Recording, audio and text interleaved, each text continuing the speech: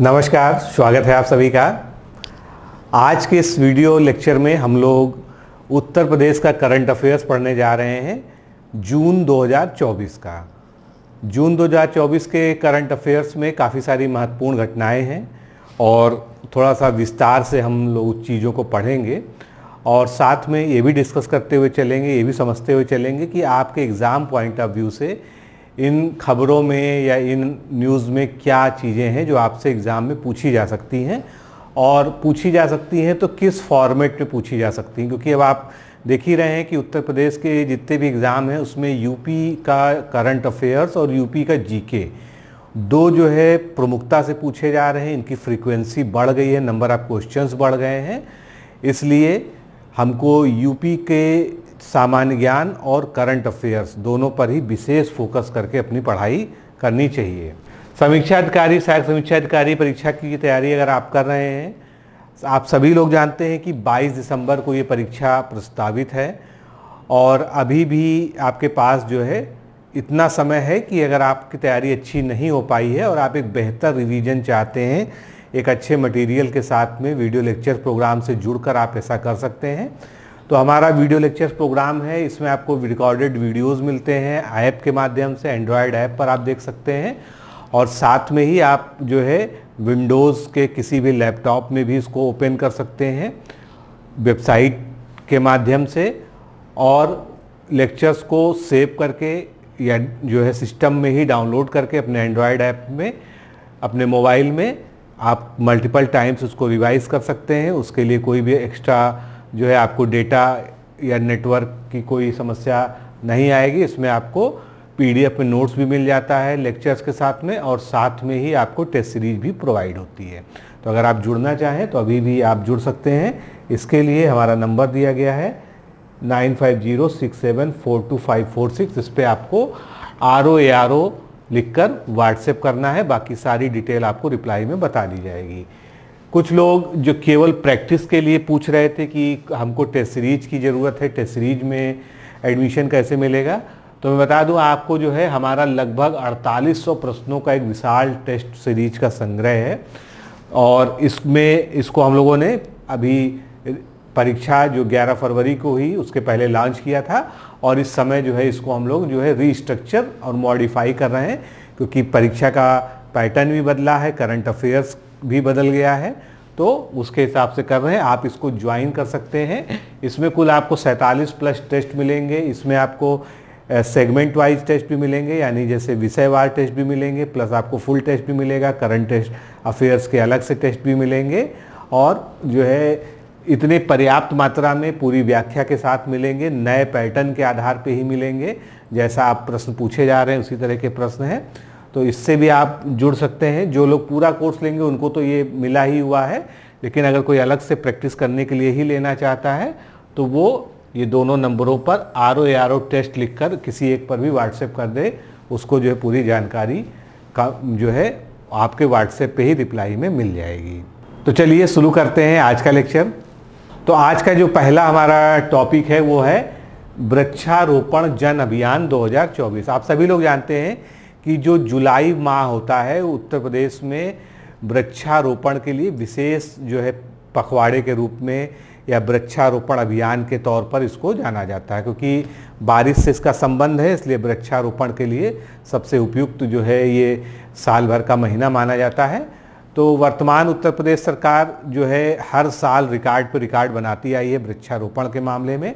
इस बार भी 20 जुलाई को वृक्षारोपण होने जा रहे हैं भारी मात्रा में, जिसमें एक रिकॉर्ड बनने की संभावना है।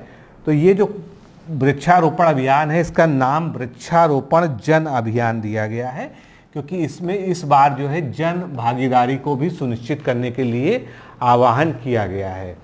1 जुलाई से कुल 30 सितंबर तक ये अभियान चलेगा। इसका लक्ष्य क्या है?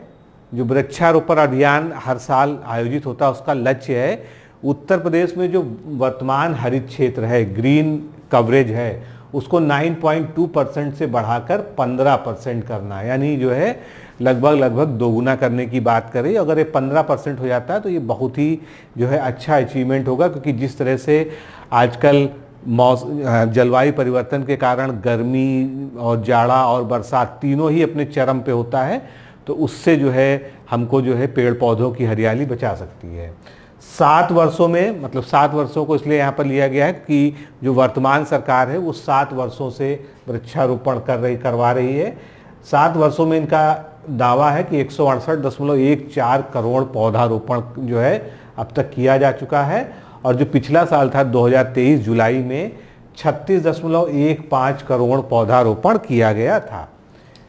अब अभी इसी अभियान में एक और अभियान चला था, आपने सुना होगा, जिसका नाम था एक पेड़ माँ के नाम। तो यहाँ पर जो है उत्तर प्रदेश सरकार की तरफ से और विशेषकर मुख्यमंत्री जी की तरफ से जो है एक अपील की गई थी कि सभी लोग इस वृक्षारोपण अभियान में शामिल होइए और अपनी अपनी माँ को समर्पित करते हुए, अपनी अपनी माताओं को समर्पित करते हुए कम से कम एक पौधा जो है उनको समर्पित करते हुए उनके नाम से लगाइए। और अगर ऐसा करते हैं तो इस समय अगर करंट सिचुएशन की बात करें तो 24 से 25 करोड़ के बीच में उत्तर प्रदेश की आबादी है। बहुत बड़ा जो है वृक्षारोपण अभियान इससे किया जा सकता है। तो इस अभियान के अंतर्गत प्रदेश भर में 36.46 करोड़ वृक्षारोपण का लक्ष्य इस बार रखा गया है, यानी पिछली बार से जो है इस बार बढ़ा दिया गया है। और इनकी सुरक्षा के लिए पौधारोपण जहाँ जहाँ भी सरकारी लेवल पे किया जाएगा उनकी जियो टैगिंग भी कराई जाएगी, जिससे बाद में उनके रखरखाव की या वो पौधे हैं विनिष्ट तो नहीं हो गए, इन सब चीज़ों की जो है डेटा आपके पास होना चाहिए। अब एक और अभियान इसी में जोड़ा गया है। उत्तर प्रदेश के जो बॉर्डर जो है स्टेट्स हैं और कंट्री तो एक ही है नेपाल, और जो बाकी बॉर्डर पे जो है हमारे स्टेट्स हैं, स्टेट्स में अगर देखें तो 8 स्टेट हैं और एक केंद्र शासित प्रदेश दिल्ली है। तो इनसे बॉर्डर करती हुई जितने भी हमारे जो डिस्ट्रिक्ट्स हैं उनमें जो है विशेष रूप से जो है वृक्षारोपण अभियान चलाया जा रहा है। और इसमें सबसे पहले जो शुरुआत होगी वो पड़ोसी देश नेपाल की सीमाओं पर मित्र वन स्थापित करने की है। इनको क्या कहा जाएगा, क्योंकि नेपाल और भारत में मैत्री के प्रतीक के रूप में जो है ये जंगल एक तरह से उगाए जाएंगे वृक्षारोपण के माध्यम से, और इसको मित्र वन कहा जाएगा। इसमें जो है लगभग 35 जिले ऐसे हैं उत्तर प्रदेश की जिनकी किसी न किसी जो है स्टेट बाउंड्री या इंटरनेशनल बाउंड्री से सीमा टच होती है। तो इसमें जो है विशेष रूप से जो है ये मित्र वन वाले जो है कॉन्सेप्ट से वृक्षारोपण करवाया जाएगा। और ये सारे नाम दिए गए हैं, सहारनपुर, मुजफ्फरनगर, बिजनौर, मुरादाबाद। आप लोग जानते हैं कि उत्तर प्रदेश में जो है पीलीभीत से और जो है महाराजगंज तक नेपाल की सीमा लगती है, उसके ऊपर जो है उत्तराखंड की सीमा लगती है। तो मतलब इस तरह से जो है उत्तर प्रदेश में बहुत सारे राज्य अपनी सीमा को बनाते हैं। तो ये 35 जिलों को चिन्हित किया गया है जहाँ पर ये मित्र वन वाला जो है स्कीम चलाया जाएगा। तो जो ये वृक्षारोपण अभियान है इसमें 3 अलग अलग चीज़ें थी जिसको हमने एक में कंबाइन करके पढ़ा। ये आप देख रहे हैं जो है एक पेड़ माँ के नाम, ये वाला जो है पोस्टर भी जारी किया गया था उस समय सरकार के द्वारा। चलिए आगे बढ़ते हैं। कृषि पर फोकस उत्तर प्रदेश सरकार का है ही, जैसे कि उद्योगों पर भी है।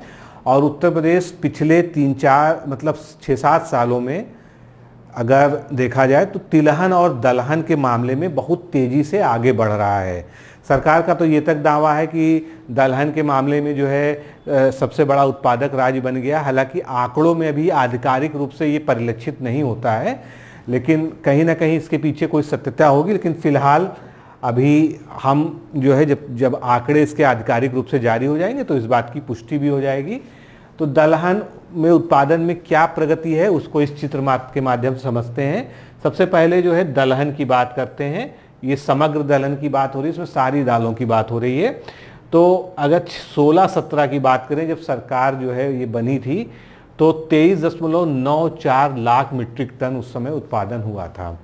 उसके बाद वर्तमान की बात करें जो रिसेंट है 23-24 में 32.53 लाख मीट्रिक टन दलहन का उत्पादन प्रदेश में हुआ है, यानी लगभग 8.5 लाख मीट्रिक टन उत्पादन बढ़ा। इसी तरह से तिलहन में वो 12.40 लाख मीट्रिक टन 16-17 में उत्पादन हुआ था। और ये जो 16-17 हम बोलते हैं या 17-18 बोलते हैं या 23-24 बोलते हैं, ये फसली वर्ष होता है, ये कोई फाइनेंशियल ईयर या कैलेंडर ईयर नहीं होता है, ध्यान रखिएगा। 28.16 लाख मीट्रिक टन इसमें बढ़ के हो गया।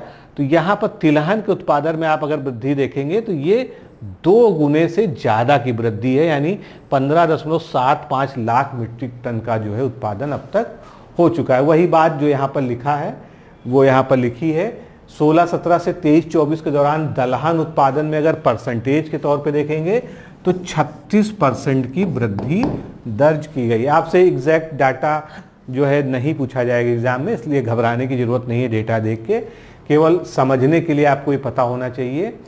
और अब भारत में संदर्भ में बात कर लेते हैं कि भारत में जो है दलहन उत्पादन की क्या स्थिति है। तो भारत विश्व भर में दलहन का सबसे बड़ा उत्पादक भी है और सबसे बड़ा उपभोक्ता भी है। मतलब जो हम उगाते हैं सबसे ज़्यादा हम खाते भी हैं। उसकी वजह है क्योंकि भारत में जो है जो मांसाहार का प्रचलन है वो बहुत ज़्यादा नहीं है। इस वजह से जो प्रोटीन का मुख्य स्रोत है वो दालों को ही माना जाता है, इसलिए भारत में दाल का जो कंजप्शन है, जो उपभोग है, वो बहुत ज़्यादा है। तो भारत सबसे बड़ा उत्पादक है, यानी जो वैश्विक उत्पादन दुनिया में होता है उसका 25% उत्पादन अकेले दालों का भारत ही करता है। और फिर अगर खपत की बात करें तो 27% दुनिया की जो है सबसे ज़्यादा दालों की खपत भी यही करता है। और फिर आयातक, मतलब हम जो है सबसे ज़्यादा उगाते भी हैं, सबसे ज़्यादा खाते भी हैं और उसके बावजूद भी कम पड़ जाती है तो बाहर से मंगाते भी हैं, यानी कि हम 14% जो है मंगाते हैं। हम सबसे बड़े दालों के आयातक भी हैं, तो इसको ध्यान रखिएगा कि हमारा इंपोर्ट भी सबसे ज़्यादा है। खाद्यान्न क्षेत्र में दलहन की हिस्सेदारी लगभग 20% है और देश के कुल खाद्यान्न उत्पादन में इसका योगदान लगभग 7 से 10% है, जो कि एक अच्छा खासा आंकड़ा है अगर देखा जाए। मध्य प्रदेश, महाराष्ट्र, राजस्थान, उत्तर प्रदेश और कर्नाटक ये शीर्ष 5 दलहन उत्पादक राज्य हैं जो अभी तक के जो है आधिकारिक आंकड़े जो है सरकार के द्वारा जारी किए गए हैं। आगे बढ़ते हैं। विशेष निवेश क्षेत्र, सरकार की जो है जो मंशा है वो बहुत दिनों से स्पष्ट दिखती है इस बारे में कि इन्वेस्टमेंट को उत्तर प्रदेश में जितना ज़्यादा से ज़्यादा आकर्षित किया जाए। इसके लिए बार बार इन्वेस्टर समिट हर साल होता है, फिर ग्लोबल इन्वेस्टर समिट भी होने जा रहा है। तो इसके लिए क्या है कि विशेष निवेश क्षेत्र बनाए जा रहे हैं और विशेष निवेश क्षेत्र हमेशा वहाँ बनते हैं जहाँ पर एक्सप्रेस वेज होते हैं। मतलब वो क्योंकि अगर कोई बाहर का फॉरेन का आपके यहाँ जो है इन्वेस्ट करने आ रहा है कोई व्यक्ति या कोई संस्था या कोई कंपनी, तो उनको जो है सबसे बड़ी चीज़ जो चाहिए, एक तो एक्सप्रेस वेज के किनारे ज़मीन की उपलब्धता है, अच्छी खासी ज़मीन की उपलब्धता है, और दूसरी चीज़ जो है रोड कनेक्टिविटी बेहतर होने के कारण वहाँ पहुँचना, वहाँ पर उत्पादन और वहाँ से फिर डिस्ट्रीब्यूशन, स्टोरेज, ये सारी फैसिलिटीज जो है अच्छी होती है। तो इसके लिए सरकार ने जो है विश्व स्तरीय निवेश क्षेत्र बनाने का जो है प्लान किया है। अब इसमें 4 ज़िले हैं जिनका आपको नाम याद रखना है, अगर आपसे पूछा जाएगा तो ये पूछा जा सकता है। अलीगढ़, प्रयागराज, उन्नाव और झांसी। अब अगर आप चारों को ध्यान से समझेंगे तो आपको पता चल जाएगा कि यमुना एक्सप्रेसवे और उसके बाद जो है गंगा एक्सप्रेसवे, फिर झांसी और उन्नाव, ये सब जो है बुंदेल एक्सप्रेसवे, खंड एक्सप्रेसवे पर जो है पड़ेंगे। मतलब उससे डायरेक्ट नहीं भी पड़ेगा उन्नाव, तो उससे कनेक्टेड है। तो कहने का मतलब ये है कि एक्सप्रेसवे से जो कनेक्टेड ये चारों जो है जिलों को विशेष निवेश क्षेत्र बनाने के लिए जो है चुना गया है।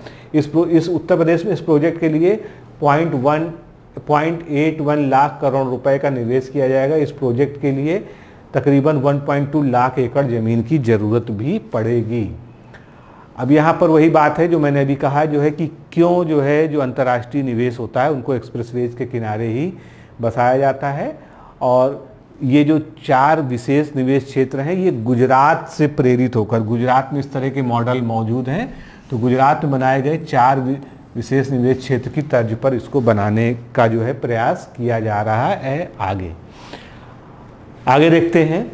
विश्व का पहला एशियाई गिद्ध संरक्षण और प्रजनन केंद्र। तो एशियाई गिद्ध, जिसको हम एशियन किंग वल्चर के नाम से जानते हैं, और जिसको अगर हम और सामान्य भाषा में कहें या पौराणिक भाषा में कहें तो उसको आप जटायु कह सकते हैं, यानी जो बड़े वाले गिद्ध होते हैं उनकी बात हो रही है।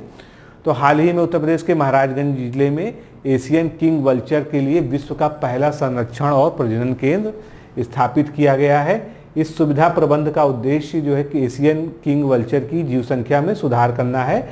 और 2007 में जो है, आपको ध्यान होगा कि अंतर्राष्ट्रीय प्रकृति संरक्षण संघ के द्वारा जो है, जो रेड लिस्ट होती है उसमें गंभीर रूप से संकटग्रस्त के रूप में इसको सूचीबद्ध किया गया था। अब ये गिद्धों के बारे में आपने पढ़ा होगा, साइंस में भी पढ़ा होगा, जो है एनवायरनमेंट में भी पढ़ा होगा कि गिद्धों को जो उनकी मृत्यु होती है उसमें जो सबसे बड़ा कारण होता है वो डाइक्लोफेनिक दवा होती है, जो पेन किलर दवा होती है, जिसको मनुष्य तो खाते ही हैं उनके शरीर के माध्यम से, और बाकी जो है अन्य पशुओं को भी दी जाती है। तो वो जो है फूड चेन के माध्यम से रिसाइकिल होते होते जो है, क्योंकि गिद्ध क्या है, स्क्वेंजर माने जाते हैं, तो अंतिम उपभोक्ता होते हैं, तो जब सबसे अंतिम में वो खाते हैं तब तक। और इन दवाओं में क्या खासियत होती है, इसमें बायोमैग्निफिकेशन की जो है प्रक्रिया में इसकी जो मात्रा होती है उसका संवर्धन होता चला जाता है। अगर आपने 10 mg खाया है तो अगले में जो है वो उससे ज़्यादा मल्टीप्लाई होकर बढ़ जाता है। तो ये जो है उसके कारण जो है एशिया में गिद्ध की बहुत ज़्यादा जो है मौत हुई। तो कभी आपसे साइंस में पूछा जा सकता है कि जो डाइक्लोफेनिक दवा है इसकी वजह से गिद्धों की बहुत ज़्यादा जो है मृत्यु होती है। और ये जो प्रजनन केंद्र बनाया गया है, संरक्षण और प्रजनन केंद्र, इसका जो नाम रखा गया है वो रखा गया है, ये भी पूरा याद कर लीजिएगा, जटायु संरक्षण और प्रजनन केंद्र। और यहाँ गिद्धों की 24/7 जो है निगरानी की जाती है, महाराजगंज जिले में है। तो इसमें जो कुछ भी जो है ज़रूरी था, और ये ऐसा जो है टॉपिक है जिससे आपसे प्रश्न पूछे जाने की जो है प्रबल संभावनाएं रहेंगी। आगे बढ़ते हैं। जल जीवन मिशन उत्तर प्रदेश में सक्सेसफुली चल रहा। शुरुआत में तो उत्तर प्रदेश 65 राज्यों में शामिल था, लेकिन उसके बाद जो है उत्तर प्रदेश ने रफ्तार पकड़ी है।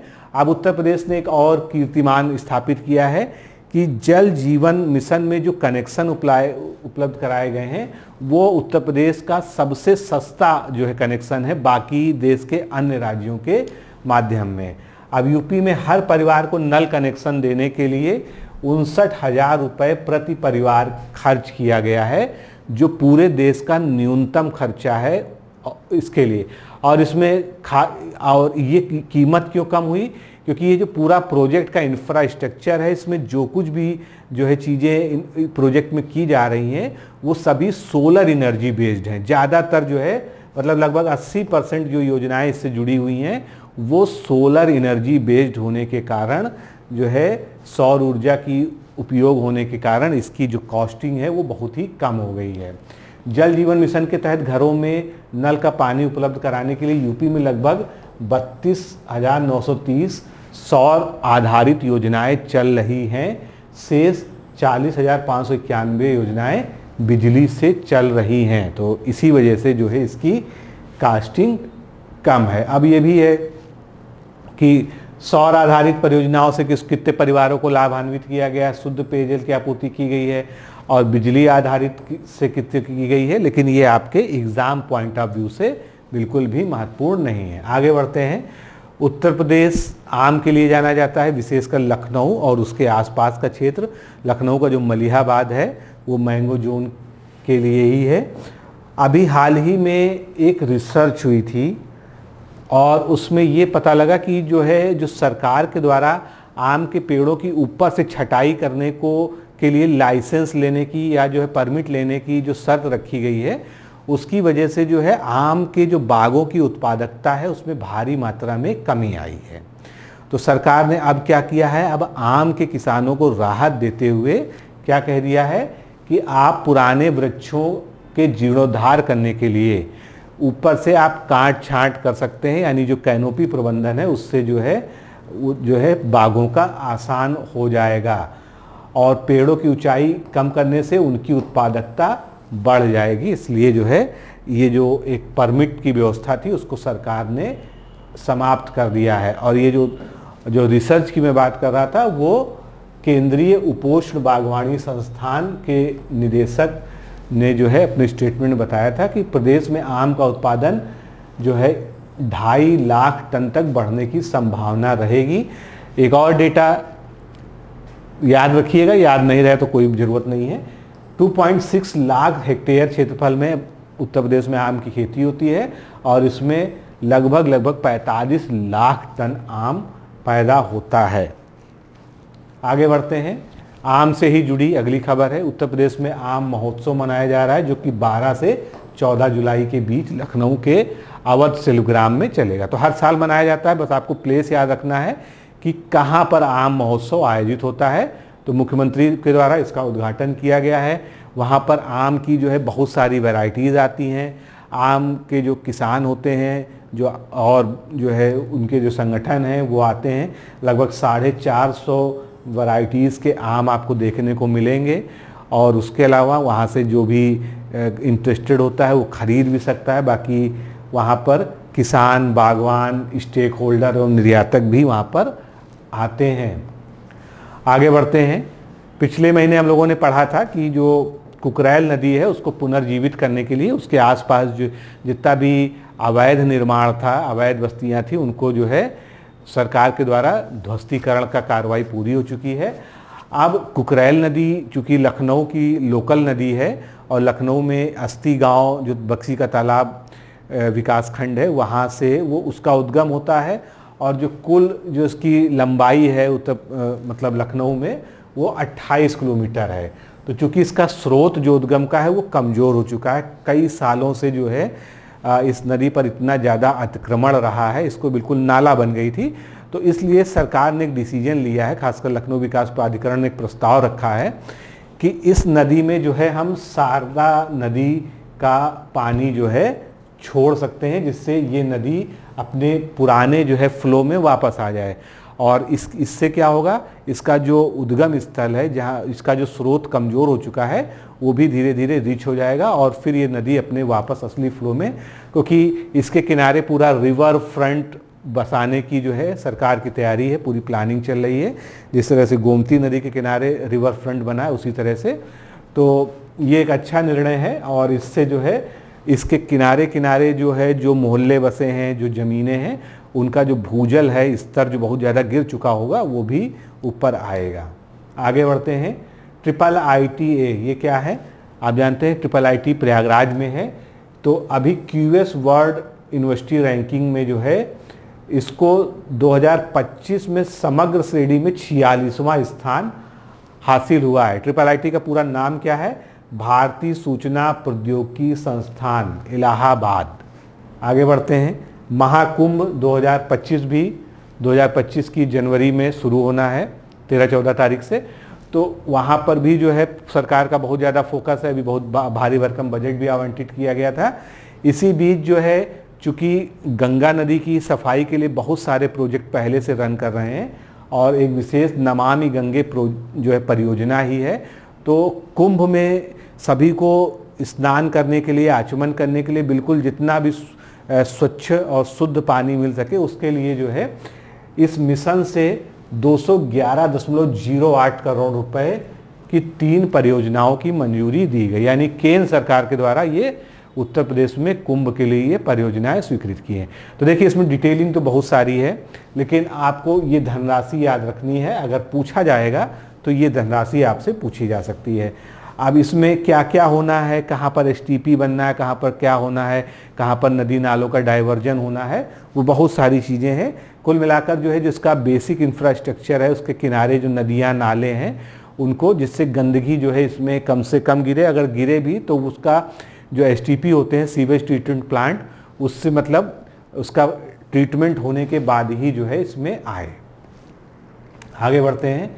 UP 112 आप जानते हैं उत्तर प्रदेश पुलिस की जो वैन होती है, जिसमें जब आप किसी भी संकट में होते हैं और कॉल करते हैं तो आपके पास जो है एक वैन पहुंचती है जिससे पुलिसकर्मी आपके पास पहुंचते हैं आपकी सहायता के लिए। तो अभी जो है इनकी रिस्पांस टाइमिंग को लेके जो है एक जो है रैंकिंग जारी की गई है कि अगर आप कॉल करते हैं तो किस ज़िले की पुलिस कितने समय में आप तक पहुंच जाती है। तो इसमें जो है बाजी मारी है या पहले स्थान पे आया है बाराबंकी ज़िला।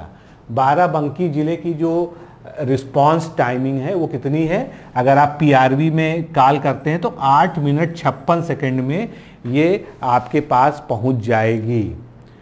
यूपी 112 मुख्यालय द्वारा पीआरवी के लिए निर्धारित सर्वोत्तम समय जो है कितना है, वो 15 मिनट का है। यानी कि कहा गया है कि आइडियल टाइम, मतलब अगर आप मैक्सिमम टाइम ले रहे हैं तो 15 मिनट का लीजिए, उससे ऊपर जो है ठीक नहीं है। तो आइडियल टाइम जो निर्धारित है वो 15 मिनट का है और लगभग आधे समय में आप देख रहे हैं 8 मिनट 56 सेकेंड, लगभग 9 मिनट मान लीजिए, 9 मिनट में बाराबंकी की पुलिस पहुंच रही है। कई और ज़िलों की भी है, लेकिन सबसे ज़्यादा जो है जो कम रिस्पांस टाइम लिया वो किसने लिया, बाराबंकी की पुलिस ने। जिले की डायल 112 आपातकालीन सेवा टीम को 90 में 59 अंक मिले हैं। अभी पूरा सर्वे हुआ है तो 90 अंक जो है मैक्सिमम होंगे, उसमें 59 अंक जो है इसको मिले हैं। और राज्य मुख्यालय ने विभिन्न मानकों पर जिलों का मूल्यांकन अभी किया था। आगे बढ़ते हैं। सोनभद्र में एक फॉसिल्स पार्क है जो दुनिया का सबसे पुराना फॉसिल पार्क है। अमेरिका का जो येलो स्टोन नेशनल पार्क है वो अब तक सबसे पुराना माना जाता था, लेकिन अभी जो रिसेंट रिसर्चेज हुई सोनभद्र को लेके तो उसमें जो है ये सिद्ध हुआ कि ये सबसे पुराना फॉसिल पार्क है। तो अब इसमें हम लोग को 2-3 एंगल से पढ़ना है, जीके के एंगल से भी और करंट अफेयर्स के एंगल से। तो जीके का एंगल क्या है कि ये कहाँ पर स्थित है, तो ये है सलखन नाम की जगह पर है, इसीलिए इसका नाम जो है सलखन जीवाश्म पार्क या सलखन फॉसिल पार्क है। और इसको जो है यूनेस्को वर्ल्ड हेरिटेज साइट में शामिल कराने के लिए पहले से ही प्रयत्न जारी थे, लेकिन अभी फ़िलहाल जो है जो उसके लिए जो है औपचारिकताएं होती हैं वो सब पूरी कर ली गई हैं और जल्दी ही जो है इसका नॉमिनेशन सरकार के द्वारा भेज दिया जाएगा। और बताया जाता है कि ये प्री कैम्ब्रियन एरा काल के यहाँ पर जीवाश्म पाए गए हैं और इसीलिए जो है ये सबसे पुराने फॉसिल्स पार्क को विश्व धरोहर घोषित कराने की प्रक्रिया तेज हो रही है। फॉसिल पार्क के पर्यटन विकास के लिए 50 लाख का बजट दिया गया था। तो ये जो है कुछ मोटी मोटी बातें हैं जो यहाँ से आपसे पूछी जा सकती हैं। आगे बढ़ते हैं। राष्ट्रीय दुधवा नेशनल पार्क जो लखीमपुर खीरी ज़िले में स्थित है, हालांकि उसकी जो बाउंड्रीज जो है और जगहों तक भी फैली हैं, लेकिन मुख्य रूप से लखीमपुर खीरी में है। इसके लिए अब जो है लखनऊ राजधानी से हेलीकॉप्टर सेवा शुरू की जाएगी इस पार्क तक। क्यों? क्योंकि यहाँ पर जो पर्यटन का ग्राफ देखा जा रहा है, यहाँ पर पर्यटकों की आमद जो है बहुत ज़्यादा है। तो ऐसा फील किया जा रहा है कि अगर लखनऊ से डायरेक्ट हेलीकॉप्टर सर्विस हो और थोड़ा सस्ते दाम में हो, जिससे देसी विदेशी पर्यटक जो है जो बाहर से विशेषकर आते हैं, जिसको बाय रोड ट्रेवल करने में 5-6 घंटे जो लगते हैं उसको बचाया जा सके, तो उस दृष्टि से जो है ये हेलीकॉप्टर सेवा शुरू करने का जो है प्लान है। और शायद जो है इस साल के नवंबर माह से ये शुरू हो जाएगी, क्योंकि जो कंपनी है वो भी डिसाइड हो गई, उसका नाम है टू सर्व एविएशन। ये मध्य प्रदेश में खजुराहो सहित कई पर्यटन स्थलों के लिए हेलीकॉप्टर सर्विसेज अपनी प्रोवाइड करती है। और दुधवा नेशनल पार्क जो है ये प्रतिवर्ष 15 नवंबर से 15 जून तक ही खुला रहता है। कभी कभी जो है अलग से इसका 1 आध महीने का एक्सटेंशन कर दिया जाता है, लेकिन ये इसका जो है नॉर्मल टाइमिंग है। आगे बढ़ते हैं। राज्य के 34 औद्योगिक क्षेत्रों के बुनियादी ढांचे को अपग्रेड किया जाएगा और उसके लिए भारी भरकम जो है रकम खर्च की जा रही है। तो ये जो 34 हम बात कर रहे हैं इंडस्ट्रियल एरियाज़ की, उनको हम इस मैप में जो है यहाँ पर देख सकते हैं कि ये कहाँ कहाँ पर हैं। जैसे कि अगर जो है कानपुर की बात करें तो कानपुर में जो है पनकी साइट 1, 2, 3, 4 और उसके अलावा रूमा है। लखनऊ की बात करें तो अमौसी का जो एरिया है जहाँ पर एयरपोर्ट है, और सरोजनी नगर एरिया, ये लखनऊ की जो है साइट्स हैं। बरेली में परसा खेड़ा है, गोरखपुर में तो गोरखपुर शहर के अंदर जो है मऊ। इसी प्रकार जो है कुल देखिए गाजियाबाद में बहुत सारी साइट्स हैं। तो हालांकि ये केवल आपको एक आइडिया देने के लिए है, इससे आपके प्रश्न नहीं आएंगे। आपसे पूछा जा सकता है, तो ये पूछा जा सकता है कि कितनी औद्योगिक साइट्स हैं, और इसके लिए जो है 200 करोड़ रुपए से अधिक का निवेश किए जाने की बात चल रही है। इससे क्या होगा, बुनियादी ढांचे का मतलब ही आप समझते हैं कि वहाँ पर सड़क, नाली, सुरक्षा और अन्य सुविधाओं में सुधार किया जाएगा, तभी जो है ये चीज़ें आगे ग्रो कर पाएंगी। आगे बढ़ते हैं। अभी हम लोगों ने आम की बात की थी। आम को लेकर जो है एक मैंगो पार्क बनने जा रहा है, जो डेडिकेटेड होगा आम के लिए ही। वहाँ पर आम की सारी प्रजातियाँ होंगी, संग्रहालय होगा, आम से जुड़ी सारी जानकारी होगी। उसके अलावा पर्यटन के अनुसार उसको डेवलप किया जाएगा, जिससे वहाँ पर लोग आकर्षित होकर पहुँचे, आम के बहाने जो है वहाँ पर पर्यटन भी हो। तो लखनऊ में ये बन रहा है। पहली चीज़ जो सबसे ज़्यादा प्रॉबेबल है, आपसे पूछी जा सकती है कि कहाँ बन रहा है, तो आपको बताना होगा कि मैंगो पार्क का निर्माण जो है लखनऊ में बन रहा है। बाकी बहुत स्पेसिफिकली आपको अगर बता दें तो जो रायबरेली रोड है, वहाँ पर जहाँ पर किसान पथ उसको क्रॉस करती है, वहाँ पर एक कल्ली पश्चिम जगह है, गांव पहले था ये, तो वहाँ पर लगभग 18 करोड़ की लागत से ये बनेगा। और इसमें जो है 108 प्रजातियों के आम होंगे, और 108 प्रजातियों के 2068 पौधों का वहाँ पर जो है रोपण किया जाएगा। अमृत मिशन 2.0 के अंतर्गत इसमें आम्रपाली, अंबिका, दशहरी, ये सब जो है नामी वैरायटीज़ हैं। चौसा जैसी 108 किस्मों को बड़े ही आकर्षक तरीके से पार्क में प्रस्तुत करने की ज़रूरत है। पूरे देश में पैदा होने वाली आम की 775 प्रजातियों के बारे में जानकारी देने के लिए 400 स्क्वायर मीटर में मैंगो का म्यूज़ियम भी होगा, जहाँ पर आम के बारे में एक आम व्यक्ति को या किसान को या सब तरह की जानकारी उपलब्ध होगी। आगे बढ़ते हैं। अभी हाल ही में होटल इंडस्ट्री को छूट देते हुए, क्योंकि बहुत सारे कठोर नियम थे जिसके कारण होटल इंडस्ट्री में नए होटल नहीं खुल पा रहे थे, और होटल इंडस्ट्री की ग्रोथ जो है रुक रही थी, क्योंकि यूपी में पर्यटन तो बढ़ रहा है, लेकिन पर्यटन को बढ़ाने में सबसे बड़ा रोल जो है आवास सुविधा का होता है कि हमारी हॉस्पिटैलिटी सर्विसेज कैसी हैं। तो उसके लिए जो है भवन निर्माण एवं विकास उपविधि जो एक कानून है, उसमें कुछ संशोधन किए गए हैं, कुछ छूट दी गई, कुछ रियायतें दी गई हैं। तो 2008 में ये बना था कानून।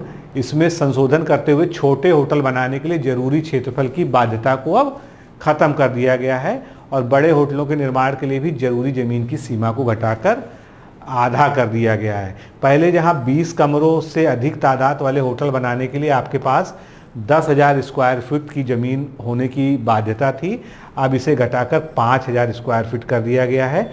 इस कदम से जो रेजिडेंशियल एरियाज़ हैं वहाँ पर भी जो है अब होटल बन सकेंगे। 6 से लेकर 20 कमरों तक का अगर कोई होटल है, मतलब छोटा होटल जिसे कहेंगे, उसको खोलने के लिए ज़मीन के न्यूनतम क्षेत्रफल की बाध्यता नहीं रहेगी। 10,000 वर्ग फुट के निर्माण पर होटल स्वामी के लिए कार पार्किंग की जगह छोड़ना अनिवार्य कर दिया गया है। तो पहले के कानून जो अब जो है इम्प्रैक्टिकल हो गए हैं, मतलब आज की सिचुएशन के हिसाब से उनको बदला जा रहा है, क्योंकि अब ज़रूरत के हिसाब से जो है चीज़ों को अपग्रेड करना ज़रूरी होता है। आगे बढ़ते हैं। सारस क्रेन, ये नाम आपने खूब सुना होगा, सारस पक्षी का। सारस क्रेन पक्षी जो है ये क्या है? पहली चीज़ तो ये हमारे उत्तर प्रदेश का जो है राजकीय पक्षी है। अगर आपको नहीं पता है तो आपको पता होना चाहिए। तो उत्तर प्रदेश का राज पक्षी है सारस क्रेन। उत्तर प्रदेश में सारस क्रेन की संख्या पिछले कुछ वर्षों में निरंतर बढ़ रही है। अभी एक सर्वे आया है तो 2021 में 17,329 से बढ़कर 22 में 19,188, 23 में 15,522 तथा 2024 में 19,918 हो गई। तो अगर आपको याद रखना है, रीसेंट डाटा आप याद रखिएगा, जो आपसे जो है किसी और बहाने से पूछा जा सकता है, क्योंकि रिपोर्ट जो है वो का यही मतलब है कि हमको ये बताना है कि किस तरह से सारस की जो संख्या है सारस क्रेन की वो बढ़ रही है। और इसी सर्वे में पता चला है कि जो इटावा वन प्रभाग है वहाँ पर सबसे ज़्यादा सारस क्रेन की संख्या दर्ज हुई है, जो 3,288 है, और जो कि 500 अधिक, यानी पिछली गणना से 500 अधिक हो गया है। सारस क्रेन का जो है जो वैज्ञानिक नाम है अगर आपको इंटरेस्ट है तो आप याद रखिएगा, ग्रस एंटीगॉन ये इसका वैज्ञानिक नाम है। वैसे चूंकि ये राज्य पक्षी है इसलिए इसका वैज्ञानिक नाम आपको पता होना चाहिए। आगे बढ़ते हैं। उत्तर प्रदेश कृषि की दृष्टि से अब सबसे बड़ा राज्य बन गया है, तो उसके पीछे क्या क्या चीज़ें हैं जो इसको राज्य में सबसे मतलब उत्तर प्रदेश को क्यों कहा जा रहा है कि ये भारत का सबसे बड़ा कृषि प्रधान राज्य हो गया है। तो कुछ डेटा जो है जो रिसेंट आए हैं उसको आपको याद रखना चाहिए। पहली चीज़, प्रदेश का जो सकल घरेलू उत्पाद है जिसको हम GSDP कहते हैं, SGDP कहते हैं, इसमें कृषि का योगदान 26%। आप देखते होंगे कि पूरे भारतवर्ष में अगर कृषि के योगदान की बात करती जाती है तो अभी जो रीसेंट डेटा है वो 16 से 17% का है, लेकिन अगर उत्तर प्रदेश में बात करेंगे तो ये 26% का है। यानी कृषि जो है उत्तर प्रदेश की एक तरह से रीढ़ है। लगभग 2.63 करोड़ किसानों की आजीविका का ये स्रोत है यहाँ पर उत्तर प्रदेश में। उसके अलावा प्रदेश में कृषि और संबंधित क्षेत्र की जो वर्तमान वृद्धि दर है ये क्या होता है, ये GVA होता है, 10% है। यानी 10% की जो है ग्रोथ रेट हमको हर साल जो है प्राप्त हो रही, 10% जो है ये ग्रॉस वैल्यू ऐड हो रही है। तो ये मूल डाटा है जो आपको यही यहाँ पर भी लिखा है। राज्य में 177.21 लाख हेक्टेयर खेती योग्य क्षेत्र है, जिसके विरुद्ध शुद्ध बोया गया क्षेत्रफल 166 लाख हेक्टेयर है। कभी कभी इस तरह से डाटा भी पूछ लिया जाता है, जिसमें 86.7% भूमि सिंचित है।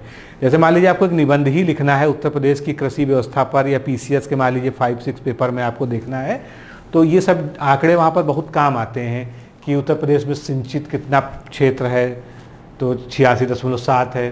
प्रदेश का जो खाद्यान्न उत्पादन है, गन्ना, आलू, दूध, मांस और बागवानी में जो है उत्तर प्रदेश पूरे देश में शीर्ष राज्य है। और अभी जो वर्तमान वृद्धि दर है कृषि की उत्तर प्रदेश में वो 10% है, और इसको 20% बढ़ाए जाने के लिए उत्तर प्रदेश सरकार अपना प्रयत्न कर रही है। इसमें एग्रीटेक सेवाएं महत्वपूर्ण भूमिका निभा सकती हैं। तो पहली चीज़ तो एग्रीटेक सेवाएं होती क्या हैं, यहाँ पर 2 टर्म है, एग्री का मतलब एग्रीकल्चर, टेक का मतलब टेक्नोलॉजी। यानी खेती में अधिक से अधिक तकनीकी का प्रयोग करके जो है हम खेती को और जो है अच्छा बना सकते हैं और उन्नत और उपजाऊ बना सकते हैं। अब जब एग्रीटेक की बात चली है तो सरकार ने लगे हाथ एग्रीटेक नीति 2024 लॉन्च भी कर दी है, मतलब कैबिनेट ने उसको पास कर दिया है। तो इसका नाम दिया गया है उत्तर प्रदेश एग्रीटेक नीति 2024। अब इसमें जो है जब कोई नई पॉलिसी बनाती है स्टेट गवर्नमेंट तो उसमें कुछ लक्ष्य होते हैं, बाकी कुछ और चीज़ें होती हैं जो आपके एग्जाम में डायरेक्टली पूछी जा सकती हैं। तो इस नीति का जो मुख्य उद्देश्य माना जा रहा है वो कृषि की विकास दर को दोगुना करना। दोगुना करने का मतलब अभी 10% है, इसको दोगुना करके 20% है। तो सीधा सीधा आप याद रख लीजिएगा कि इसका लक्ष्य आपसे पूछा जाए तो कृषि की विकास को, विकास दर, यहाँ पर GDP की बात नहीं हो रही, विकास दर को 20% करना, 10% वर्तमान से 20% करना। GDP जो थी मतलब स्टेट की, वो उसमें जो योगदान है वो 26% का है, वो अलग चीज़ है। एग्रीटेक नीति के क्रियान्वयन पर 5 सालों में 21.65 करोड़ रुपए खर्च किए जाएंगे। ये नीति राज्य के 2,63,00,000 से अधिक किसानों के लिए सौगात लेके आई है। तो एक डेटा आपके सामने ये भी आ गया कि राज्य के जो 2,63,00,000 किसान हैं, मतलब इतने पंजीकृत किसान हैं यहाँ पर। नीति के तहत किसानों के लिए डिजिटल रजिस्ट्री कार्यक्रम, डिजिटल रजिस्ट्री का मतलब उनके खेत का और उनकी फसल का, खेत का तो भूखंड जो है दर्ज हो गया, अभी कार्यक्रम चल ही रहा था उसके लिए। उसके अलावा जैसे मान लीजिए उन्होंने कितना बोया है वो भी उसमें दर्ज किया जाएगा, कितनी उपज आई है वो भी दर्ज किया जाएगा। तो ये सारा जो है कार्यक्रम जो है डिजिटल रजिस्ट्री में जो है आएगा, जिसको आपको ध्यान रखना है। अब यूपी एग्रीटेक नीति तो पास की ही गई, उसके साथ साथ जो है 2-3 नीतियाँ उसी क्षेत्र से, कृषि और संबद्ध क्षेत्रों से अभी हाल ही में कैबिनेट में पास हुई हैं। इसमें एक है पशुधन, कुक्कुट एवं मत्स्य आहार प्रोत्साहन नीति 2024, दूसरी है उत्तर प्रदेश चारा नीति 2024 को भी मंजूरी दी गई है। तो ये मत समझिएगा कि ये कम महत्वपूर्ण है, इनसे भी क्वेश्चन आ सकता है। इन नीतियों का उद्देश्य पशुओं के संतुलित आहार को बढ़ावा देना और मवेशियों में कृत्रिम गर्भाधान के लिए किसानों को प्रोत्साहित करना है। अब पहली वाली नीति लेते हैं, उत्तर प्रदेश चारा नीति। इसका जो क्रियान्वयन समय है वो 2024 से 2029 तक है। इसमें पशुधन के चारों की कमी को दूर करने के लिए ग्राम समाज की भूमि पर, ध्यान से सुनिएगा क्या मैं कह रहा हूँ, ग्राम समाज की भूमि पर भी चारे का उत्पादन कराया जाएगा। ये परमिशन नहीं दी गई है। और चारागाह हैं और खाली ज़मीन है अगर किसी गांव में, वहां पर भी चारे के उत्पादन के लिए खेती करने की परमिशन दी जाएगी। तो ये कहती है उत्तर प्रदेश चारा नीति वर्ष 2024। पशुधन कुक्कुट व मत्स्य आहार नीति 2024 जो 2023 से 2024 से 29 के लिए लागू होगी। इसमें पशुधन को पोषण युक्त आहार देने के लिए डेयरी सहकारी समितियों के सदस्यों को रियायती दर पर सांद्र खली, जो लोग गांव से बिलोंग करते हैं वो खली जानते हैं, और मिश्रित आहारों के लिए वित्तीय सहायता दी जाएगी। अब यूपी एग्रीटेक पॉलिसी की अगर हम बात करें कि लाभ क्या हैं, तो उत्पादन और उत्पादकता में वृद्धि, नई तकनीक के उपयोग से खेती में उत्पादन और उत्पादकता में वृद्धि होगी निश्चित रूप से। कृषि योजनाओं की जो है बेहतर पहुंच होगी। सरकार जो कि इसमें डिजिटल रजिस्ट्री कार्यक्रम शुरू किया गया है, तो सरकार के पास आंकड़े होंगे तो सरकार जो है सभी किसानों तक सीधे पहुंच पाएगी। डिजिटल तकनीक का प्रयोग होगा, यानी AI, आर्टिफिशियल इंटेलिजेंस, GIS का क्यों प्रयोग होगा, डिजिटल रजिस्ट्री में प्रयोग होगा कि आपका खेत एग्जैक्टली किस जगह पर है, और अन्य डिजिटल तकनीकों का उपयोग करके खेती को और उन्नत बनाया जाएगा। इसके अलावा कृषि विकास दर में वृद्धि, जो इसका उद्देश्य यही है कि हमको 10% विकास दर को कृषि से में 20% में बदलना है। आगे बढ़ते हैं, कृषि से संबंधित ही अगला हमारा जो है टॉपिक है। जिस तरह से आपने सुना होगा राष्ट्रीय चाय बागवानी बोर्ड, राष्ट्रीय कॉफ़ी बागवानी बोर्ड, उसी तरह से उत्तर प्रदेश में फसल विशिष्ट बोर्डों की स्थापना की जाएगी। ये नया निर्णय लिया गया है। तो उत्तर प्रदेश सरकार 50,000 करोड़ रुपए के वार्षिक कृषि निर्यात के लक्ष्य को प्राप्त करने की दिशा में। अब आपसे एक क्वेश्चन ये पूछ लिया जाए ऑब्जेक्टिव क्वेश्चन बनाकर कि उत्तर प्रदेश सरकार का वार्षिक कृषि निर्यात का लक्ष्य क्या है। तो वार्षिक कृषि निर्यात का लक्ष्य यहाँ दिया गया है 50,000 करोड़ रुपए वार्षिक। तो इसीलिए ये फसल विशिष्ट कृषि की जो है संकल्पना को उत्तर प्रदेश में लागू किया जा रहा है। जैसे भारतीय मसाला बोर्ड है, उसी तरह से राज्य स्तरीय बागवानी बोर्ड बनेंगे बहुत सारे, हर वस्तु के लिए अलग बनेगा, मसाला के अलग, चाय के लिए अलग, कॉफ़ी के लिए अलग, जितनी भी इससे रिलेटेड चीज़ें बागवानी से। इस पहल का उद्देश्य अगले 4 वर्षों में कृषि उत्पादकता को बढ़ावा देना, खाद्य प्रसंस्करण को उत्प्रेरित करना और कृषि मूल्य श्रृंखला को पुनः सक्रिय करना है। आगे बढ़ते हैं, मियावाकी जंगल आप जानते होंगे। मियावाकी जंगल एक जापानीज टेक्निक है। ये मियावाकी एक साइंटिस्ट थे, उन्होंने ही इसकी इजाद किया था। कम जगह में छायादार घने वृक्षों को लगाकर जंगल और कुछ ही सालों में वहाँ जंगल उगा देना। एक तो होता है कि नॉर्मल वृक्षारोपण किया आपने, मान लीजिए 2-4 हेक्टेयर में, तो उसमें 5-7 साल 10 साल लग जाएगा उसमें जंगल का उसको शक्ल लेने के लिए। लेकिन इसमें बहुत कम समय में, क्योंकि इसमें जो प्लांट्स होते हैं वो इस तरह के चयनित होते हैं जो ऊपर से ज़्यादा बढ़ते हैं, यानी उनमें छायादार जो है उनकी कैनोपी ज़्यादा होती है। तो इस टेक्निक का उपयोग जो है उत्तर प्रदेश में राजधानी लखनऊ में LDA करने जा रहा है। और ये जो परियोजना घोषित की है, इसमें 100 एकड़ भूमि को पहले जंगल में परिवर्तित किया जाएगा। मतलब ये एक्सपेरिमेंटल अभी शुरुआत हो रही है। इसका उद्देश्य है शहर के पर्यावरण को बेहतर बनाना। अभी जो मैं जिन साइंटिस्ट की बात कर रहा था उनका पूरा नाम अगर आपको देखना है, अकीरा मियावाकी उनका नाम है, जिन्होंने मियावाकी टेक्निक फॉरेस्ट उगाने की खोजी थी। और ये जो है क्या है, जापानीज इकोलॉजिस्ट हैं, पारिस्थितिकीविद हैं। तेज़ी से घने जंगल उत्पन्न करने में ये जो है सहायता प्रदान करती है। और जहाँ पर और इसकी ज़रूरत कहाँ है, शहरी क्षेत्रों में। गांव में तो ठीक है, पर्याप्त तो वहाँ पर ग्रीन एरिया है, लेकिन शहरों में, चूँकि शहर आज की डेट में कंक्रीट के जंगल में कन्वर्ट होते जा रहे हैं, और जितना बड़ा शहर वहाँ उतना ज़्यादा जो है उतना प्लांटेशन की कमी होती है। तो ऐसी दशा में अगर शहरी गर्मी को नियंत्रित करना है, वायु प्रदूषण को नियंत्रित करना है, तो हमको तेज़ी से वहाँ पर जो है कुछ घने जंगल उगाने होंगे। इस परियोजना में कौन कौन से पेड़ मुख्य रूप से यूज़ होते हैं? नीम, आम, बरगद, पीपल, आंवला, पाकड़ जैसी स्थानीय प्रजातियों को शामिल किया जाएगा। प्रति वर्ग मीटर लगभग 3 पौधे लगाए जाएंगे।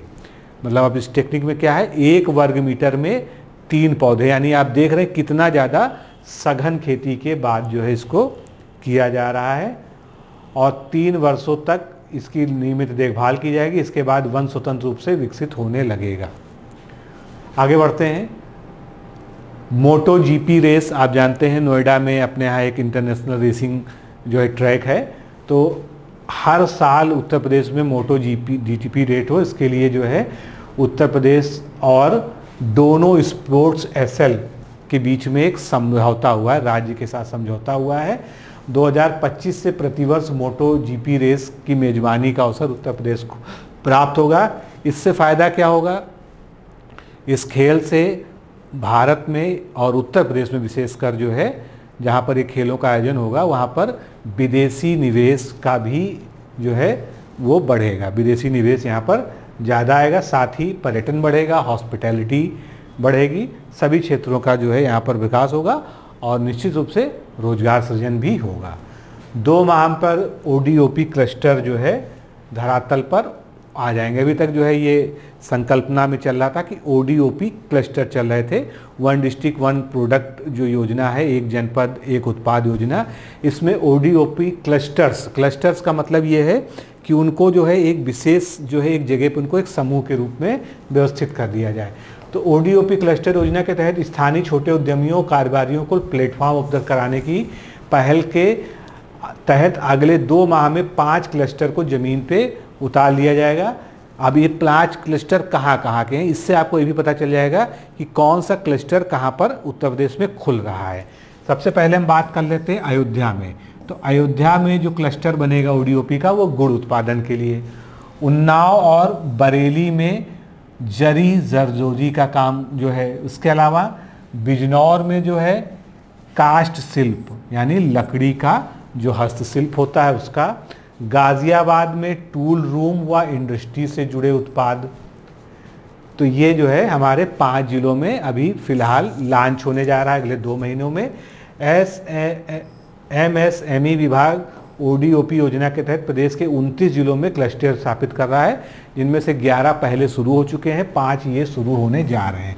तो आप ये याद रखिएगा कि कहाँ पर कौन सा क्लस्टर है। और एक चीज़ और याद रखिएगा कि कितने उत्तर प्रदेश में ओडीओपी क्लस्टर प्रस्तावित हैं। तो कितने प्रस्तावित हैं? 29 प्रस्तावित हैं, 11 अभी चल रहे हैं, 5 जो है 2 महीने बाद और शुरू हो जाएंगे। चलिए आगे बढ़ते हैं। उत्तर प्रदेश सरकार जो है डिफेंस कॉरिडोर के विकास के लिए, डिफेंस कॉरिडोर अभी की परियोजना नहीं है, बहुत पहले उत्तर प्रदेश में लागू हो चुकी है, लेकिन अब उसमें जो डिफेंस कॉरिडोर में जो नोड्स बनाए गए हैं उनके विकास के लिए और भी एफर्ट किए जा रहे हैं। तो हम यहाँ पर सम्मिलित रूप से यही पढ़ेंगे कि और नई नई क्या चीज़ें हो रही हैं। तो डिफेंस कॉरिडोर का जो अलीगढ़ नोड है उसमें 3300 करोड़ रुपए का निवेश किया जाएगा। इससे लगभग 9000 युवाओं को रोजगार मिलेगा। डिफेंस कॉरिडोर विकसित करने के लिए कौन कौन से जो है नोड्स चुने गए हैं? झांसी, अलीगढ़, कानपुर, चित्रकूट और लखनऊ और आगरा, इनको चिन्हित किया गया है। यानी ये 6 नोड जो है विकसित किए जा रहे हैं। प्रदेश सरकार द्वारा इस डिफेंस कॉरिडोर नोड को विकसित करने के लिए 122 करोड़ रुपए की भारी भरकम राशि खर्च की जा रही है। नए प्रस्ताव के अनुसार राज्य में स्थापित 6 नोड्स में 25,000 करोड़ के निवेश के साथ का रास्ता साफ हो गया है। मतलब जो विदेशी प्रस्ताव अभी समिट में मिले थे, और इससे 40,000 रोजगार जो है उत्तर प्रदेश में सृजित होंगे।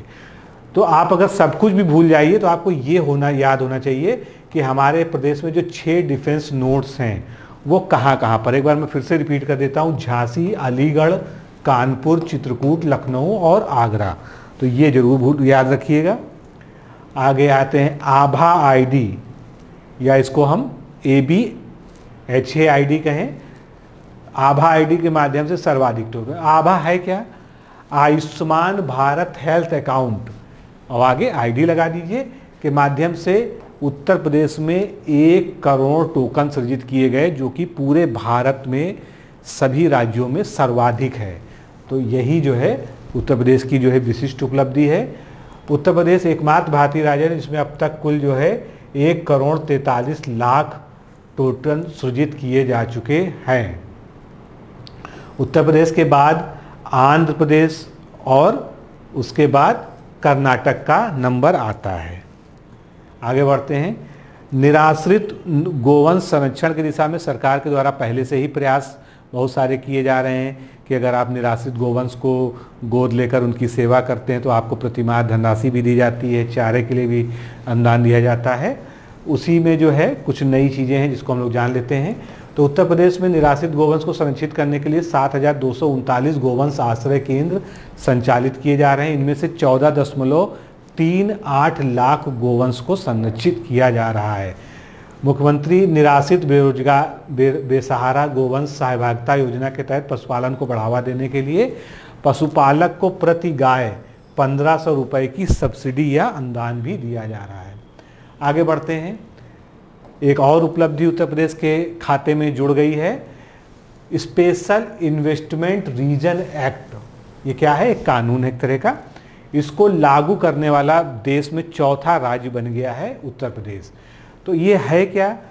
उत्तर प्रदेश में अब बड़े उद्योग स्थापित करने के लिए जमीन आसानी से मिल सके, इसके लिए ये जो है एक्ट पारित किया है उत्तर प्रदेश ने। राजस्थान, गुजरात और कर्नाटक ये पहले 3 स्टेट हैं जो इसको पहले से लागू कर चुके हैं, और उत्तर प्रदेश अब देश में चौथा स्टेट बन गया है जिसने इसको लागू किया है। तो एक बार फिर से जान लीजिए क्या है special investment region act. Cabinet की जो बैठक हुई उसमें इस प्रस्ताव को मंजूरी दे दी गई है, और इस एक्ट को निर्माण कहा जाएगा। निर्माण का फुल फॉर्म होगा, क्या होगा? Nodal investment region for manufacturing. इसको ध्यान रखिएगा, nodal investment region for manufacturing act. अब इससे क्या होगा? जो विशेष निवेश क्षेत्र बन जाएंगे उत्तर प्रदेश में कई सारे, और बड़े पूंजीपति हैं जिनको बड़ी इंडस्ट्री लगानी है, उनको बहुत ज़्यादा जगह चाहिए, तो उनको बल्क में ज़मीन दी जा सकेगी। बाकी बहुत सारी और भी छूटें हैं, बहुत ज़्यादा डिटेल में बहुत जाने की आवश्यकता नहीं है। आगे और बढ़ते हैं। मध्यम लघु उद्योगों को प्रोत्साहित करने के लिए लखनऊ और बनारस में क्या खुलने जा रहा है? बड़े मल्टीपर्पज़ हॉल खुलेंगे। तो इसमें क्या है? प्रदेश में औद्योगिक निवेश के अनुकूल वातावरण को बढ़ावा देने के क्रम में इंडिया ट्रेड प्रमोशन ऑर्गेनाइजेशन एवं SME के मध्य समझौता ज्ञापन किए जाने के प्रस्ताव को अभी हाल ही में कैबिनेट ने मंजूरी दे दी है। वित्त मंत्री द्वारा बताया गया कि जिस तरह से राजधानी दिल्ली में भारत मंडपम बना है, भारत मंडपम में अभी G7 समिट हुआ था, ध्यान होगा आप लोग को, उसी तरह से लखनऊ और वाराणसी में इस प्रकार का बड़ा कन्वेंशन सेंटर या मल्टीपर्पज़ हॉल बनाया जाएगा, जहां पर MSME से जुड़े लोग अपने अपने उत्पादों का डिस्प्ले कर सकेंगे। आगे बढ़ते हैं। सस्टेनेबल सिटीज चैलेंज में, जो कि एक ग्लोबल चैलेंज है, उसमें भारत से वाराणसी शहर का चयन कर लिया गया है। तो ये भी उत्तर प्रदेश के लिए एक बड़े गौरव की बात है कि वाराणसी का चयन हुआ है। तो पवित्र शहर वाराणसी को डेट्रॉयट और वेनिस के साथ सस्टेनेबल सिटीज चैलेंज में भाग लेने के लिए विश्व स्तर पर 3 शहरों में से एक के रूप में चुन लिया गया है। सस्टेनेबल सिटीज चैलेंज शुभारंभ समारोह टोयोटा मोबिलिटी फाउंडेशन द्वारा आयोजित किया गया, और उसी ने जो है इसको स्पॉन्सर भी किया है। 9 मिलियन अमेरिकन डॉलर का जो है फाइनेंस वो कर रहा है। जून 2023 में शहरों के लिए आह्वान पहली बार शुरू किए जाने के बाद विश्व भर के 46 देशों के 150 से अधिक शहरों ने इस चैलेंज में भाग लिया था।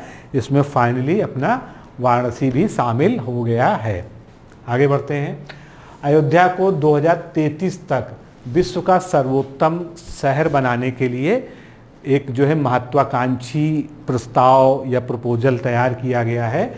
तो उत्तर प्रदेश सरकार विभिन्न विकास परियोजनाओं में 85,000 करोड़ रुपए के अनुमानित निवेश के साथ 2033 तक अयोध्या को दुनिया का सर्वश्रेष्ठ शहर बनाने के लिए तैयारी कर रही है। ये महत्वाकांक्षी उद्देश्य उत्तर प्रदेश के पर्यटन विभाग द्वारा कराए गए तथा गुजरात के अहमदाबाद स्थित भारतीय उद्यमिता विकास संस्थान के द्वारा जो अध्ययन कराया गया है उसी स्टडी पर ये आधारित है। अब इसमें बुनियादी ढांचे को सुधारा जाएगा। किसी भी शहर का विकास करना हो, उसको वर्ल्ड क्लास सिटी बनानी हो, तो सबसे पहले उसकी नाली, सड़क, खड़ंजा, बुनियादी जो सीवर है उसका विकास करना होता है। उसके अलावा 27 और प्रमुख बिंदु हैं जिसमें सौंदर्यीकरण, बुनियादी ढांचा सभी कुछ शामिल है। तो ये सब योजनाएं चल भी रही हैं।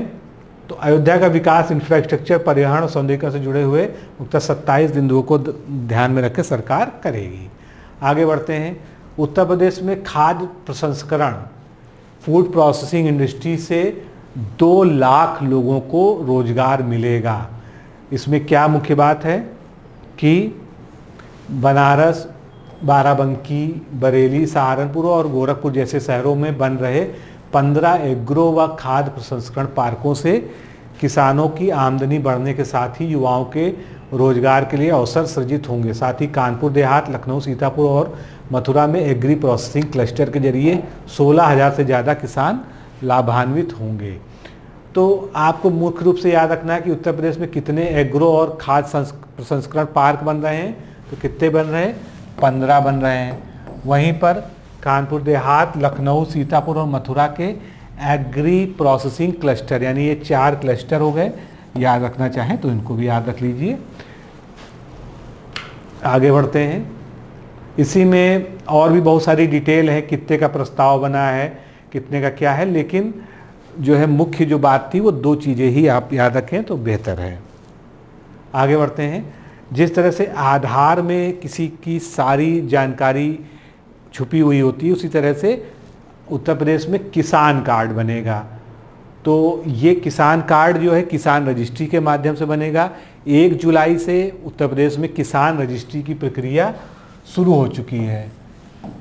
क्या कहते हैं इसको? किसान रजिस्ट्री। अब इसमें क्या होगा? इसमें किसान का आधार नंबर दर्ज होगा, खेत का रकबा दर्ज होगा, खसरा नंबर दर्ज होगा। फिर इसके बाद एक किसान नंबर उनको जारी किया जाएगा। इस नंबर के जरिए ही किसान का पूरा विवरण वो देख सकता है और रजिस्ट्री का कार्य पूरा होने के बाद किसान कार्ड उसको बनाकर दे दिया जाएगा। अब इससे फ़ायदा क्या है? जो पीएम किसान योजना है, किसान निधि योजना है, सम्मान किसान निधि योजना, उसका जो लाभ है वो दिसंबर से इसी कार्ड के थ्रू दिया जाएगा। यानी जिनका ये कार्ड बन जाएगा उनको ही वो लाभ मिलेगा। तो पूरे प्रदेश में एक साथ किसान रजिस्ट्री की कार्रवाई शुरू करने वाला उत्तर प्रदेश देश में पहला राज्य भी बन गया है। आगे बढ़ते हैं। बिजली व्यवस्था को आधुनिक बनाने के लिए प्रयास जारी हैं और इसमें मुख्य रूप से आपको देखना है कि कितने का निवेश किया जा रहा है।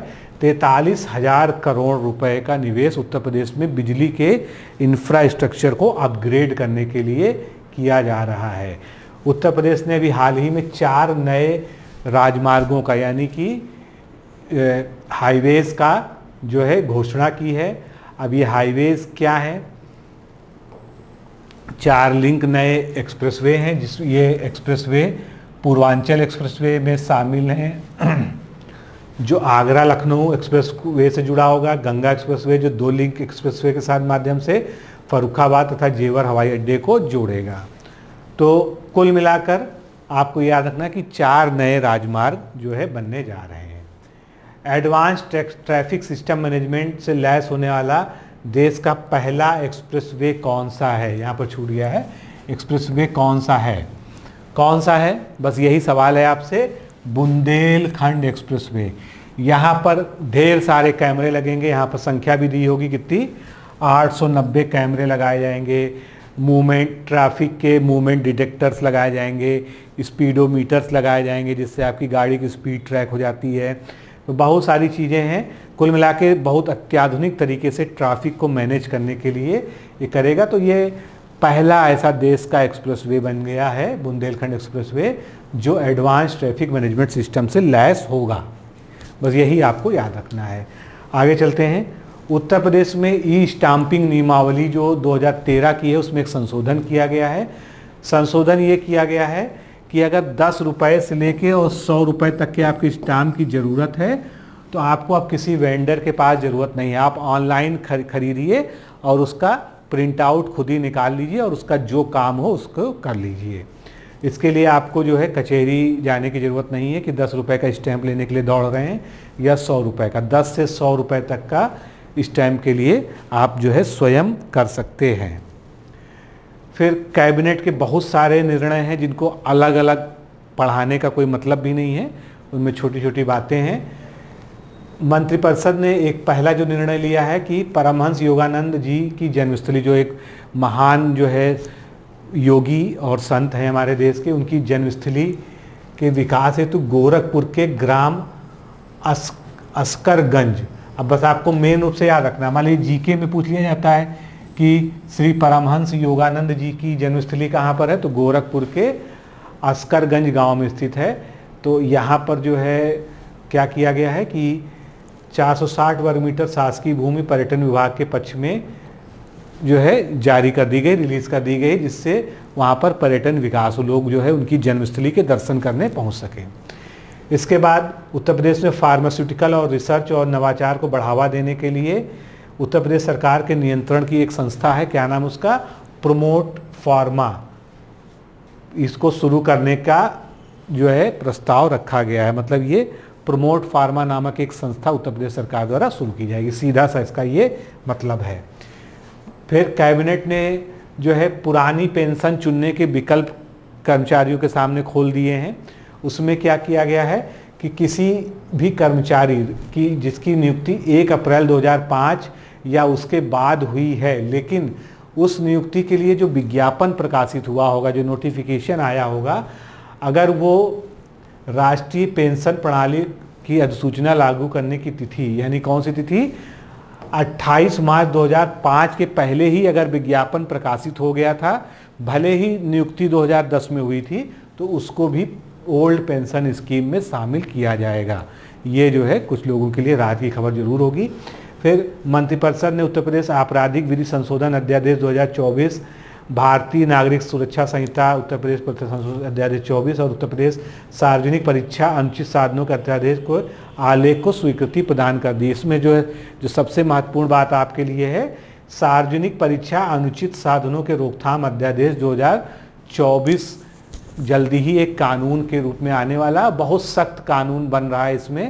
इसमें जो सज़ा के प्रावधान है, जो जुर्माने हैं, उसके अलावा पेपर लीक को रोकने के लिए फुल प्रूफ व्यवस्था, इसमें सभी कुछ जो है शामिल करने का प्रयास किया गया है।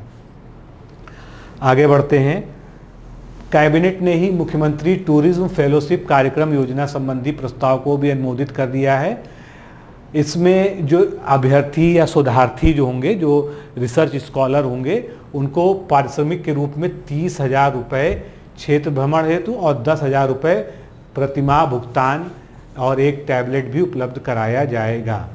अगला जो कैबिनेट का डिसीजन क्या है, टाटा ग्रुप के सहयोग से उत्तर प्रदेश के अयोध्या में विश्व स्तरीय मंदिर संग्रहालय बनेगा। ये केवल ऐसा नहीं कि राम मंदिर के बारे में इसमें विशेषताएं होंगी, इसमें पूरे भारत के जितने भी मंदिर हैं उनकी शैली, उनके तरीके, उनके फ़ोटो, उनकी डिज़ाइन, वो कैसे हैं, उस पूरी जानकारी जो है, मतलब ये विश्व स्तरीय मंदिर संग्रहालय, इसका जो है डिटेल आप जो है कहीं पढ़िएगा तो बहुत ही अच्छी स्कीम है ये, जो मतलब इसके लिए।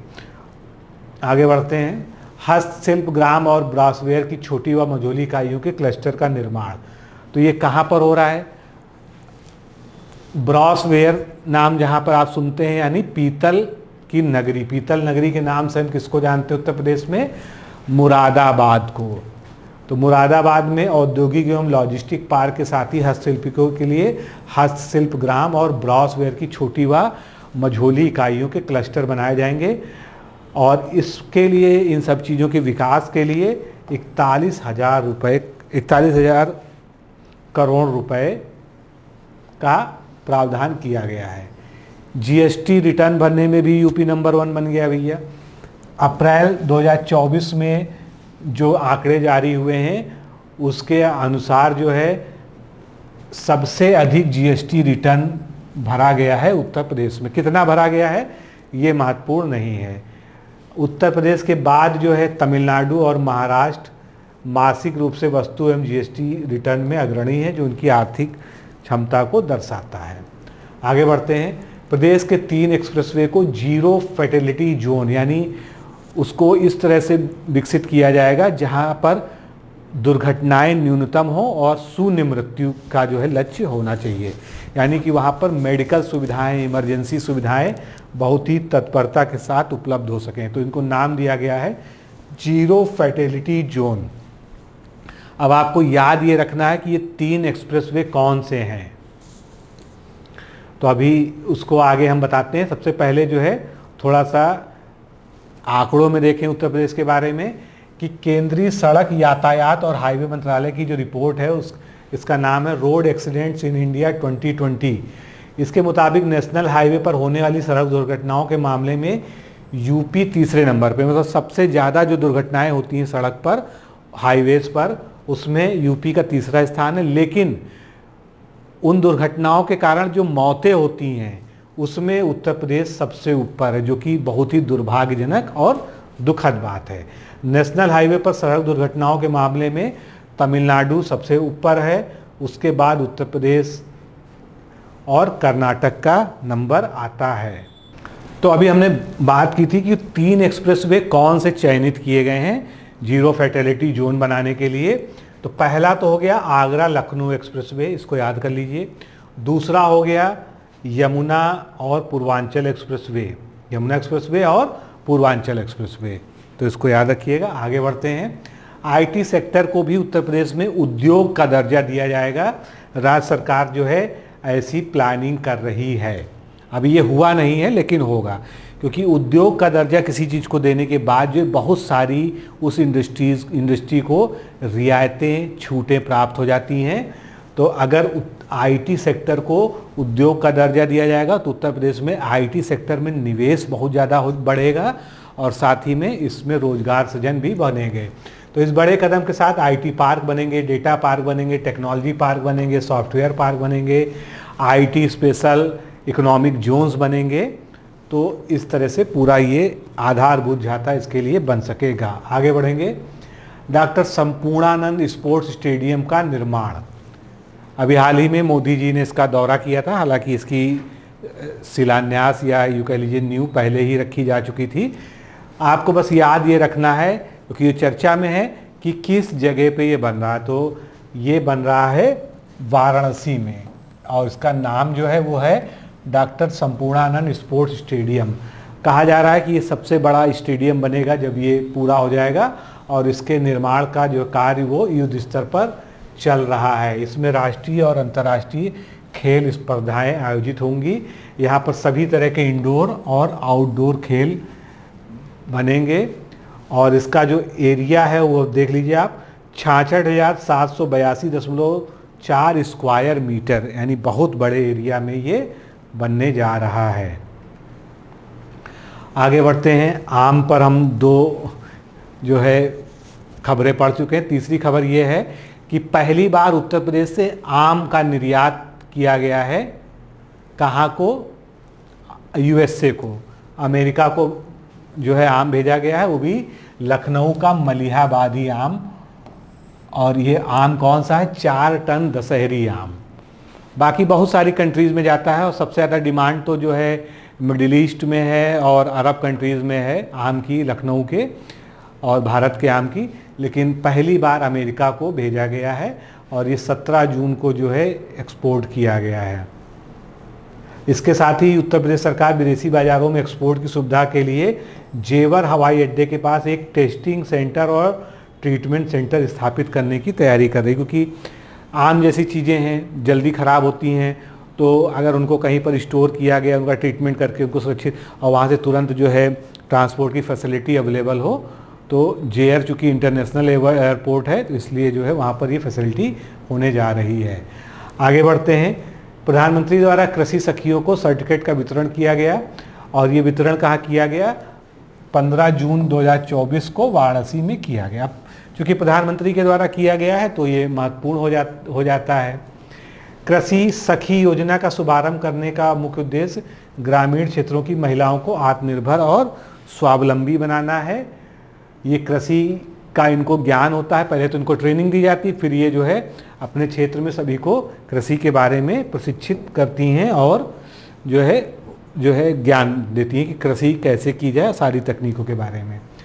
यूपी प्रगति त्वरक कार्यक्रम, जिसको UPPAP कहा जा रहा है, ये क्या है? तो बंगलुरु स्थित कृषि फर्म किसान क्राफ्ट लिमिटेड उत्तर प्रदेश में धान के प्रत्यक्ष बीजारोपण को बढ़ावा देने के लिए विश्व बैंक के जल संसाधन समूह के न्यून मीथेन चावल परियोजना में शामिल हो गया है। ये प्रत्यक्ष बीजारोपण क्या है? देखिए, अभी तक हमारे यहाँ ट्रेडिशनली क्या होता है, धान को पहले एक बड़ी क्यारी बनाकर उसमें धान के बीज लगा दिए जाते हैं। जब उसमें सीडलिंग यानी पौध आ जाती है, फिर उसको निकालकर हम जो हमारा मुख्य खेत है उसमें हम उसकी रोपाई करते हैं। लेकिन यहाँ पर बात हो रही है डायरेक्ट जो है, मतलब सीधे जो है बुआई करने की, मतलब पहले से अलग से उसकी सीडलिंग या जो इसका पौध तैयार करने की के अलावा। तो ये नई टेक्निक है। तो उत्तर प्रदेश ने जल संसाधन समूह 2030, bill and Melinda Gates foundation और निजी क्षेत्र के सहयोग से यूपी प्रगति त्वरक नामक एक कार्यक्रम शुरू किया है। और इस कार्यक्रम का जो मुख्य उद्देश्य है कि कृषि में जल उपयोग दक्षता और कम कार्बन प्रथाओं को बढ़ावा देना है। यूपी प्रगति कार्यक्रम का उद्देश्य हितधारकों के सहयोग से आगामी 5 वर्षों में 2,50,000 हेक्टेयर में पूरे राज्य में चावल का प्रत्यक्ष बीजारोपण करना है। आगे बढ़ते हैं। उत्तर प्रदेश मातृ अर्पण योजना महत्वपूर्ण है, एग्जाम पॉइंट ऑफ व्यू से योजनाएं पूछी भी जाती हैं अक्सर जो है। ये क्या है? मान लीजिए आप किसी जो है गांव के निवासी हैं और आप NRI हो गए या बड़े इंडस्ट्रियलिस्ट हो गए, या आपकी हार्दिक इच्छा है कि आपके किसी परिवारजन के नाम पर गांव में जो है गांव का विकास हो जाए और आपका जो है उसमें नाम भी हो जाए कि आपने उसको विकास करवाया है। तो वही ये योजना है, उत्तर प्रदेश मातृ अर्पण योजना।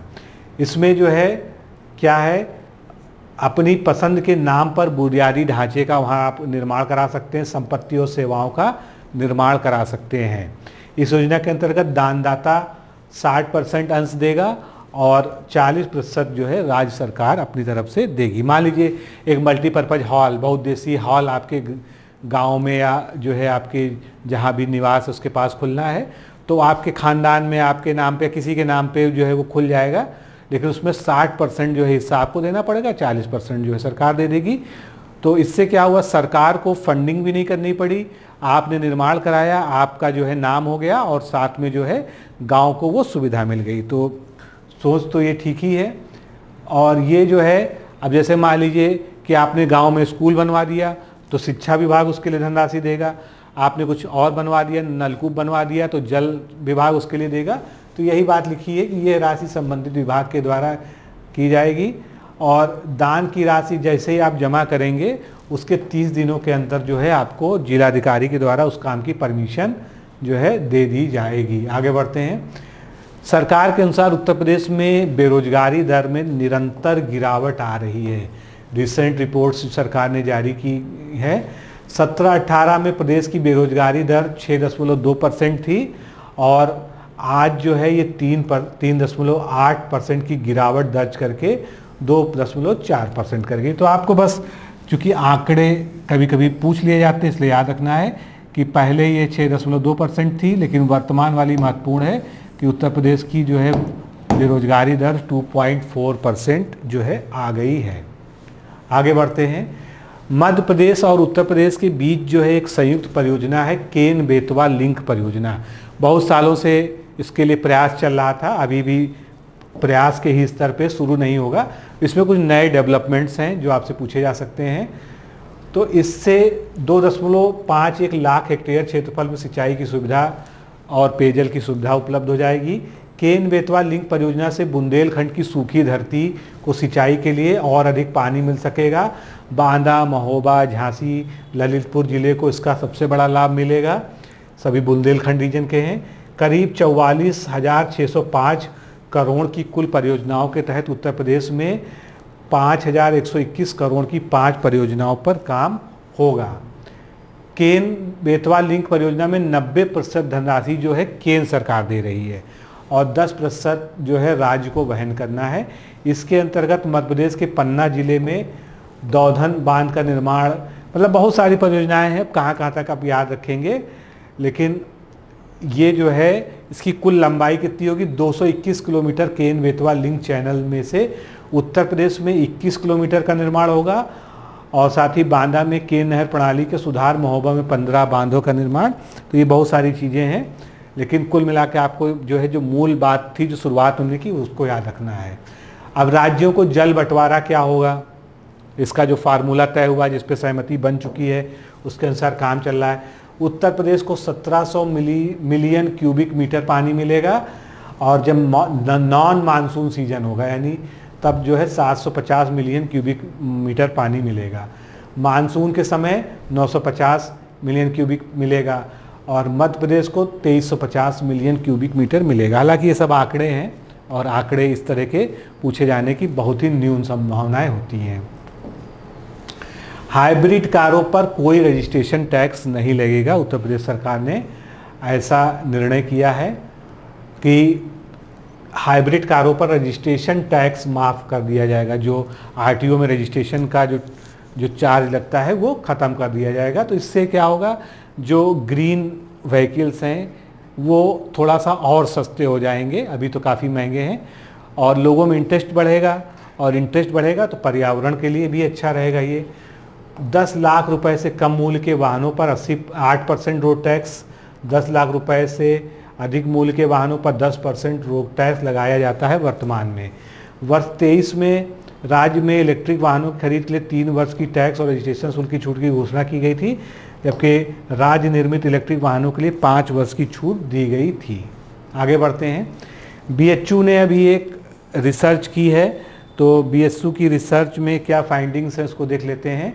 न्यूरोलॉजिकल डिसऑर्डर को शीघ्र पता लगाया जाए जिससे कि उसका समय रहते इलाज हो जाए। उसके लिए जो है बीएचयू के शोधकर्ताओं ने एक लैब ऑन चिप उपकरण विकसित किया है जो उल्लेखनीय सटीकता के साथ प्रारंभिक चरण में ही न्यूरोलॉजिकल डिसऑर्डर का पता लगा लेता है।